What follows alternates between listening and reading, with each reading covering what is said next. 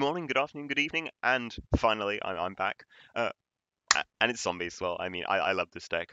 I've been doing a lot of testing for the TCG, but a lot of it's mainstream meta where there's plenty of profiles. So I thought I've got some free time. Let's just keep going with the zombie source. So this is how I have been testing my newest zombie list. Because I've tried to make this as consistent as possible, and try and be able to play through as much interaction as possible. Um, and what's nice about this is it doesn't lose to any specific interaction aside from Shifter. It will suffer under certain ones such as Droll, but it will not completely shut down in most scenarios. But I mean, there's enough explaining really. It's a zombie combo pile. Let's just get into the pieces. So we've got one Doom King Balladrock. I mean, it's a zombie deck. This guy's amazing for the grind. He's just a good interaction with your opponent. And it's also very good IP Mask Arena Link material. So yeah, we'll just take Doom King and chuck him in there. Come on. 3 Diablo Star the Dark Witch. If your deck's not playing Diablo Star next format, I don't know what you're doing. Come on, get the Diablo Star in there. Come on, Diablo Star's the source. Amazing, gets Jet Synchron into rotation, draws you cards, gets you into non-engine, gets bricks out of the hand that trigger in the graveyard. So powerful. 3 Fenrir, it's a level 7. It searches fodder for you to discard. It is a banish. It outs certain floodgates. Come on, what's not to love about this guy? Just if you suspect your opponent has Droll, maybe hold up on that search. But yeah, Griffin Rider is our adventure package. 1 Necro or Banshee to search our zombie world in the situations we really need it. 3 Gozuki because we are playing a Rev Synchron package, so we need a normal a level 4 as much as possible. And 3 Mizuki, of course. This Mizuki is the only reason I play zombie. It's just so fun to combo with, and it's another level 4 non-tuner normal to tune with your Rev Synchrons that you should have in your hand. We've got 1 Kelbe Monagido, because who doesn't like milling cards, especially when we're playing Water Enchantress to send as well, which will search Adventure Package to get Griffin Rider on the field to insulate your initial combos. Usually you'll then turn your Adventure cards into Extendeds. You won't really keep them on the field in your end board unless things have gone really bad. I guess it depends on the matchup as well, because like stuff if you need specifically Omnis, you sometimes will keep it on, especially against decks like Labyrinth. Then we've got 1 Unizombie because it's not our good normal summon. However, it's such a powerful zombie card, we kind of got to keep it in there. Like, look at this guy. Discard a card, so there we go. That's great. And then Foolish a card. Though again, bear in mind if you're using the Adventure engine, normal summoning this will not get you anywhere. You have to special summon it. But I think that's kind of obvious. 3 Rev Synchron, because oh my god, this card is amazing. It's a mill, it's a free Crystal Wing, what's not to like? And then 3 Ash and 3 Mourner for our hand traps of Tauris. I could play Imperm. I don't think this deck's flexible enough to play more than 9 non-engine, because I count Fenrir as non-engine. But Mourner can act as an extender if you need a level 3 tuner as well as Ash. Like, you've got plenty, but there's no harm in having more. If you suffer because of it, that's fine. Play Imperm if you don't want to take that gamble, because often enough you can just get those level 3 tuners somehow. You'll get there. But that's just how I've done it. But yeah, that's down to you. 1 Jet Synchron to search off Diablo Star and get stuff out of the hand. It's more fodder. 1 Rite of Emerisia. We don't need any more than 1. Amazing. Just, you know, it's the adventure package. What's that to say? A simple spoils Snake Eye to summon our Jet Synchron from the deck. You're usually sending Draco back for this. Though there are situations in which you won't. 3 tuning to get to that all-important Rev Synchron package. Like, even just tuning plus Rite of Aramacea is still technically combo. Like this. This is just like Rev Synchron. It's like there are 2 different decks at play here: the Diablo Star line and the Rev Synchron line. And then when they come together, and add in like one of the Adventure or the Shizus, things just go crazy. 3 Simple Spoil Hunter's Fiend. Try to remember to do this in the draw phase. I will forget sometimes, but you're meant to do this in the draw phase to play around draw. Um, then a Fateful and a Dracoback as part of our adventure package, and then 2 Zombie World. Because we're milling a lot, we don't really want to play 1. If we were milling less, I'd consider playing 1, but because we have got the Ishizus and Rev Synchron still in here, I think that having 2 is acceptable. As for our extra deck, we've got a Chengying and a Baron as our 10s, because both can trigger very easily and they're both very powerful in their own way. Because we don't run access code is the reason I ran Chengying, because it just can clear fields and end games very easily, and of course Baron is Baron. Borreload and Crystal Wing and Omega are our 8s, because Omega's your normal... So Crystal Wing you'll go into when you have Rev Synchron. Omega's your normal 8 you'll make. Borreload you'll sometimes make, usually when you're breaking boards or you're on turn 3. Borreload doesn't come up turn 1 unlocks, you're not sending links for the graveyard, so this could be substituted for something like a Draco Berserker if you felt that was better, or an entirely different Synchro level altogether, like a 9 or a Pep for a Synchro 11. We've also got Moonlight Dragon for our chosen Synchro 7 for Rev Synchron, because Ancient Fairy, well, we're not running any field spells apart from Zombie World, so there's no point running Ancient Fairy. I guess it extends stuff out your hand, so that is an argument, but Moonlight Dragon's interaction, so I like Moonlight Dragon. Dawn Dragster, because this deck, apart from Borderland Baron, hasn't really got many spell trap negates any extra that you're usually making, so yeah. Coral Dragon and Mortal Dragon, you could potentially cut down these, but they're Synchro 6s that are tuners, they get more plays going. Herald of the Arclight comes up more than you think, tune with Jet Synchron and NE3. But, you know, it's just a good card. I can't even remember how I make it in this a lot of the time. I think it's usually when I have a Water Enchantress and a Jet Synchron. But yeah, it has come up more than these two. These two are more primary cuttable, especially Immortal Dragon, I think. Then Underworld Goddess for outing big boys.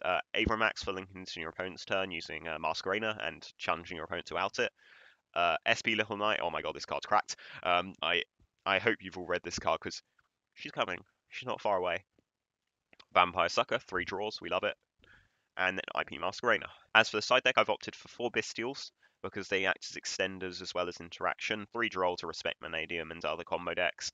A Duster and 3 Evenly, though this honestly could be 3 Cyclone, but I haven't had much problem with Floodgates, so I'm opting for the Evenly here.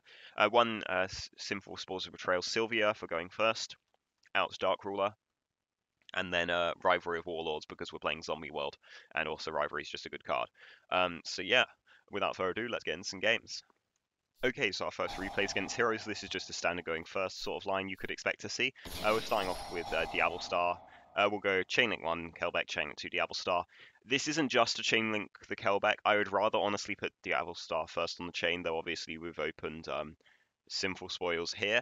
It's so our Sinful Spoils target won't get sent to the graveyard by Kelbeck, essentially.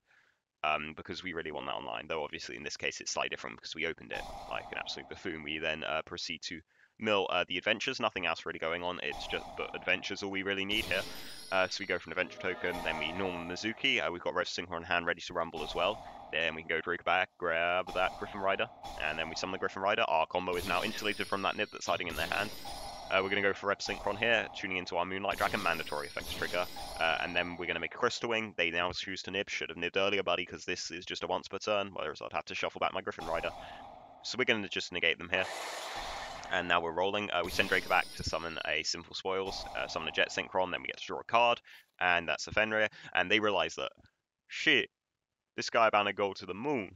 To be fair, here the end board would probably end up being something like Crystal Wing, IP into SP or an Underworld Goddess on the opponent's turn, plus what's it called, an Omega Hand, right? Because they're already down a card because of their nip. And I mean we've also got the Sinful Spoils Hunter Fiend set up, but that's just how you start off your lines going first, essentially. Our next replay, we've lost the die roll against Zark Turbo, I'm guessing.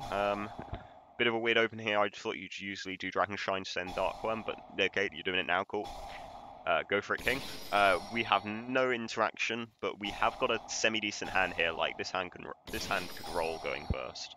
But yeah, we just let our opponent do their thing. 3 set cards, very intimidating. We didn't really read. We don't read against Pendulum. I'm just going to activate effects. If I fail, I fail. They're going for Beyond the Pendulum. Activating it. Do they know what that card does? Maybe, maybe not. Maybe it's all part of the master plan. But they're just going to end on Exceed plus, pardon me, Gate Magician, and when did Starving Venom get in the graveyard again? So yeah, we didn't do this in draw phase, but we don't think they have draw, so you know. We go to Diablo Star stuff, and they're just going to chain cards. They're throwing all the Zark cards on the field. Get these Zarks in here. So yeah, they're going to wipe our field here. We knew that. We're just afraid of, yep, Miracle, the Scream King, destroy Zark, then you get to Floodgate me, whoop whoop. So in theory, Adventure Line should take care of that, because Draco back isn't out to it. We don't read the fact that this will destroy a card as such. I haven't played against Zark in ages, okay? So then we just go for a Search of a Jet Synchron. We mistakenly normal summon... we mistakenly pitch an Agido off the Unizombie here instead of Jet Synchron, and then Jet Synchron could have pitched the Agido we just milled. but it's fine. We work a line. We will figure it out. We go Unizombie again, sending a Gozuki. Gozuki will trigger summon from the hand. We'll summon the Gozuki. Gozuki foolish. Then we're going to Vampire Sucker. We need more cards. Summon the Doom King. Vampire Sucker triggers. Then Doom King triggers. Get one of those Zarks out of here. We're drawing a card. Zombie World, fine. It doesn't change anything really. We summon Gozuki again. We link to an SP. SP will out that little Zark.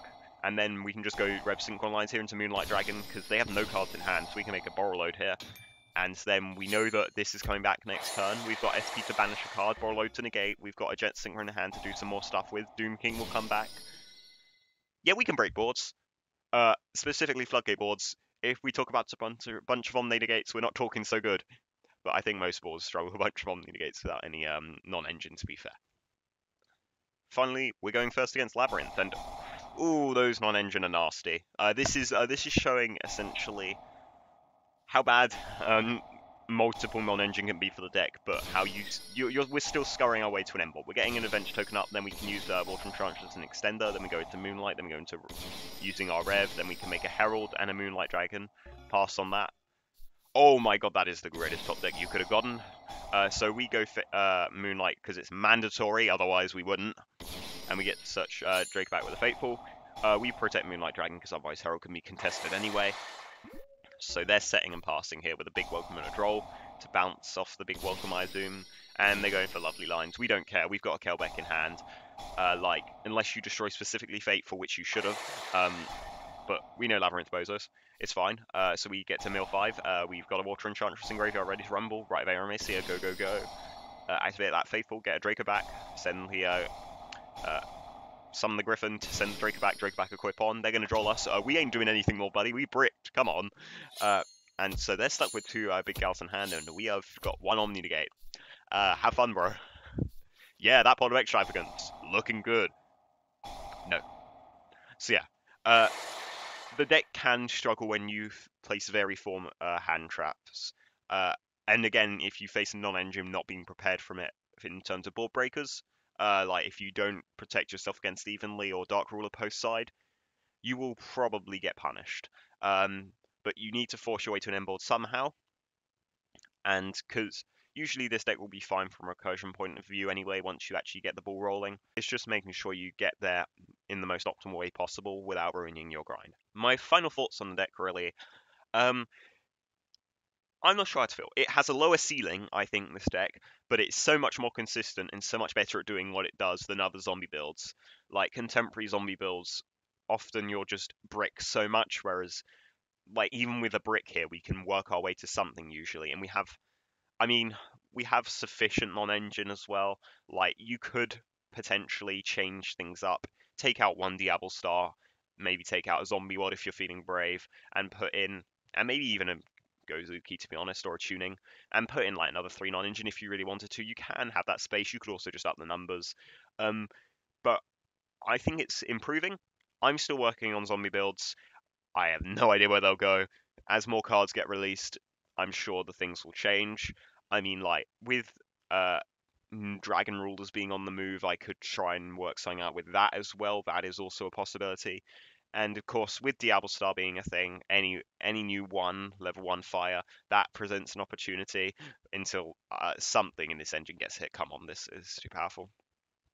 I'm sincerely hoping that these Shizus don't move the way they are moving in Master Duel now. I think Kelbeck's just been announced to be banned, if I remember correctly, which is not good. We like the Gamba. Let us Gamba. But yeah, so I think the deck's improving, but I think there's still room for innovation here, and I don't think this list is perfect yet, so I'm going to be working to improve this as time passes, especially when I get hold of the cards in TCG. I've got most of the stuff for this ready. It is just waiting on these now. But yeah, I hope you enjoyed. If you have any suggestions for any bits to improve with this, definitely leave in the comments. Like, for example, I dropped the Changshi Shinobi Necro combo in this in favor of full consistency because I found myself bricking on them a lot. However, adding in those 2 cards significantly raises the ceiling. It gives you 2 to 3 extenders plus another foolish all in one if you do manage to trigger it. So that is something worth considering, whether there's a way to reduce the brick rate of that. But yeah, I hope you enjoyed. Hopefully I can get some stuff out more regularly because I've been very ill. I lost my voice and it was not fun the last few weeks, but hopefully I'm back. And yeah, I hope you enjoyed. I'll see you next one.